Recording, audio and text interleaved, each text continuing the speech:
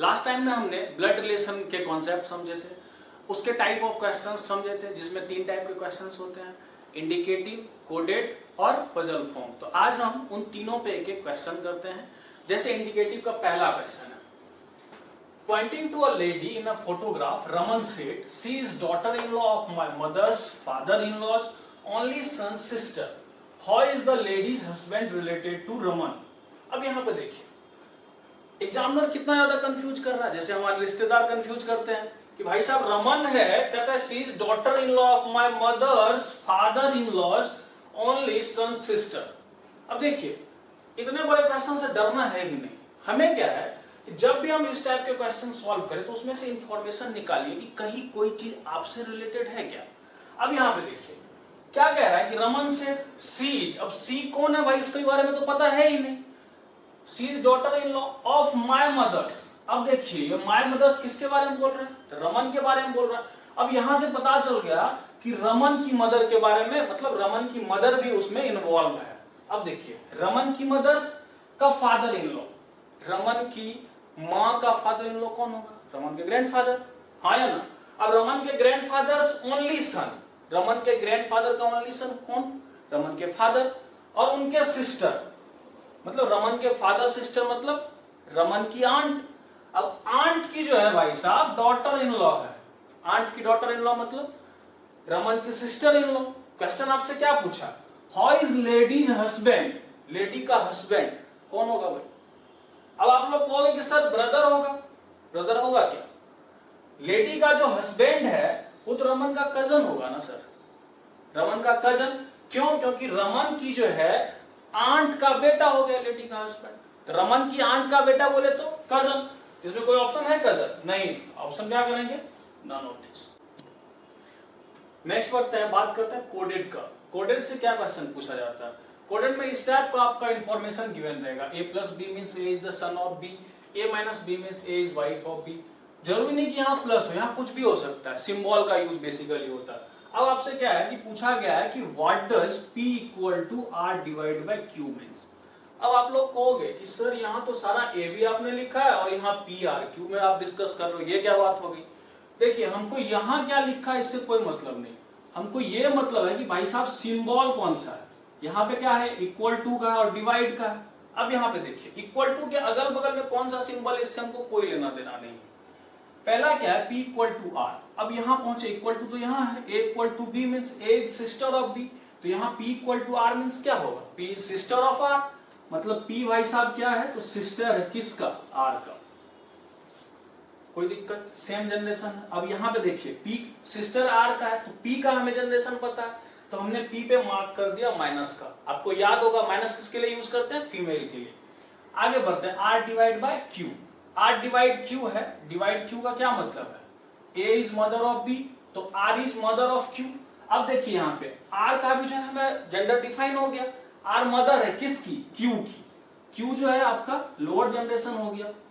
अब पूछ रहा है कि p equal to r divide q means, मतलब इसका क्या मतलब, ऑप्शन दे दिया, q is nephew of p, q is niece of p, p is aunt of q and q is daughter of p। अब यहां से देखिए कि हम, ये हमारे पास पूरा डायग्राम है, इससे हम देखते हैं कि क्या रिलेशन बनता है। आप लोग कहोगे कि सर कि q और p का दिया हुआ रिलेशन, पहला q is nephew of p, maximum लोग नेफ्यू करेंगे या मैक्सिमम लोग जो है नीस करेंगे कि सर नीस भी तो हो सकता है। लेकिन यहां पे देखिए क्या हमें q का जेंडर डिफाइन है क्या, जब q का जेंडर डिफाइन ही नहीं है तो हम q को कैसे बोल सकते हैं कि वो जो है नीस है और नेफ्यू है। यहां पे देखिए आगे बढ़ते हैं, इसमें क्या है, लेकिन हमें p का जेंडर डिफाइन है, p का जेंडर ये डिफाइन है कि वो भाई साहब फीमेल है। अब q जो है वो ना तो नेफ्यू है ना नीस है, लेकिन p जो है हर हाल में q का आंट होगा ना, हाँ या ना। आपके पास ऑप्शन है p is aunt of q। आ गया होगा समझ में। अभी आपने पिछले वाले में देखा तो आप लोग सोच रहे हो कि सर 3 में तो आप खेल रहे हो, थोड़ा बड़ा रिलेशन लेके बताओ। ले लीजिए, और बड़ा ले लें क्या, पूरा बोर्ड तक ले सकते हैं। इसमें पूछा है कि d का रिलेशन बताइए, d रिलेटेड टू g।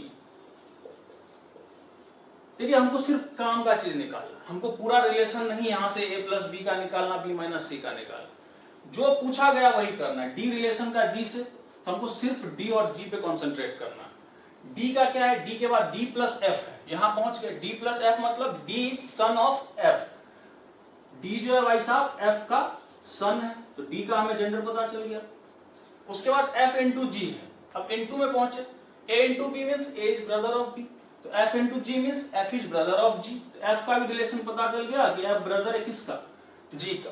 तो d का रिलेशन g से क्या होगा, d पूछा है रिलेटेड टू g, तो d जो है या तो नेफ्यू होगा, क्लियर कट है, प्लस है, मेल है, तो यहां पे क्या होगा, d का रिलेशन g से नेफ्यू, क्लियर है।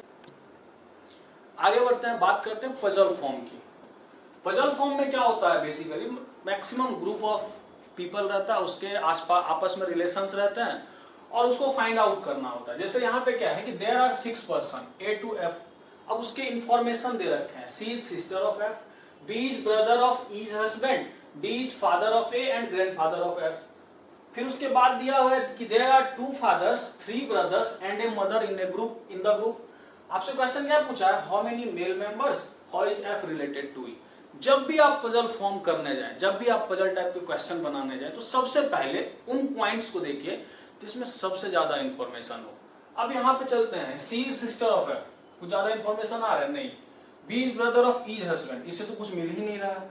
तीसरा देखते हैं, D is father of A and grandfather of F, इसमें क्या है कि हमें मैक्सिमम इंफॉर्मेशन मिल रहा है, तो हम सबसे पहले स्टेप फर्स्ट में पॉइंट थर्ड को लेंगे, D is father of A and grandfather of F। D जो है वो फादर है किसका, A का,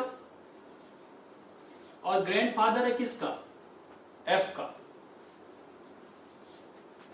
कोई दिक्कत इसमें। उसके बाद क्या कह रहा है कि C is sister of F, C sister है, C का हमें जेंडर पता चल गया कि C जो है क्या है, सिस्टर है, किसका, F का सिस्टर। अब यहां पे दीजिए क्या कह रहा है कि B is brother of E is husband, यही पॉइंट है हमारे पास। अब यहां पे देखिए कि B जो है वो ब्रदर है E का हस्बैंड का, E का हस्बैंड बोले तो E जो है फीमेल है। ये रिलेशन कब बनेगा, जब A और E आपस में मैरिड कपल, तभी तो ये रिलेशन बनेगा। अब जैसे ही A और E आपस में मैरिड कपल हो गए, तो B किसका ब्रदर होगा, B का। अब यहां पे पूछा है कि देयर आर 2 फादर्स, 2 फादर्स तो मिल गए, D भी तो फादर है F का, सॉरी A का, और A फादर है किसका, F का, 2 फादर्स मिल गए हमारे पास। फिर कह रहा है कि 3 ब्रदर्स, 3 ब्रदर है, एक तो मिल गया A, दूसरा मिल गया B, A B आपस में ब्रदर होंगे। अब तीसरा ब्रदर D तो किसी का ब्रदर हो नहीं सकता, E तो जो है फीमेल है, C फीमेल है, तो हमारे पास एक ही पर्सन बचा F, तो ये क्या होगा, मेल। आप लोग कहोगे 3 ब्रदर्स थे, आपस में 3 ब्रदर्स नहीं, F भी तो किसी का ब्रदर है, ऐसे A और A भी तो किसी का ब्रदर है, B भी तो किसी का ब्रदर है, 3 ब्रदर आ गए हमारे पास, एंड ए मदर, एक मदर E हमारे पास आ गया, कोई दिक्कत यहां तक। आपसे पूछा how many male members, male members कितने हो गए, D 1, B, A और F, 4 हो गए मेल मेंबर्स। फिर पूछा how is F related to E।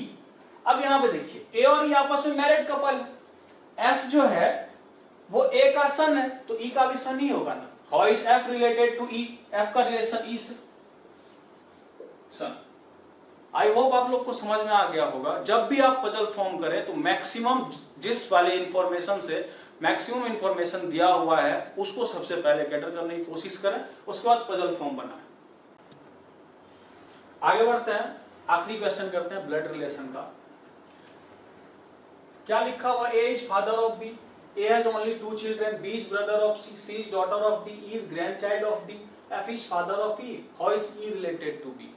जैसा अभी मैंने पढ़ा ऐसे ही आपको पढ़ना है पूरे क्वेश्चन को, उसके बाद जो इंफॉर्मेशन निकालना है। पहले क्या कह रहा है, A is father of B, A क्या है, तो फादर है किसका, B का। उसके बाद कह रहा है A has only 2 children, अभी हमको ये पता चला कि A का जो है 2 ही बच्चे हैं। फिर कह रहा है B is brother of C, अब यहां पे आ गया कि B जो है ब्रदर है किसका, C का, तो यहां से ये भी आ गया कि A has only 2 children, B और C। नेक्स्ट बढ़ते हैं, C is the daughter of D, C daughter है किसका, तो D का। मतलब कि ए और डी आपस में मैरिड कपल होंगे। फिर उसके बाद कह रहा है is grandchild of D. E जो है वो ग्रैंड चाइल्ड है किसका? डी का। तो कहीं ना कहीं सी से रिलेशन होगा। अगर ऐसा होता कि कहता इज ग्रैंड चाइल्ड ऑफ ए, तो हम ए के साइड लिखते। डी का बोला है तो हमने भी डी के साइड लिखे हैं।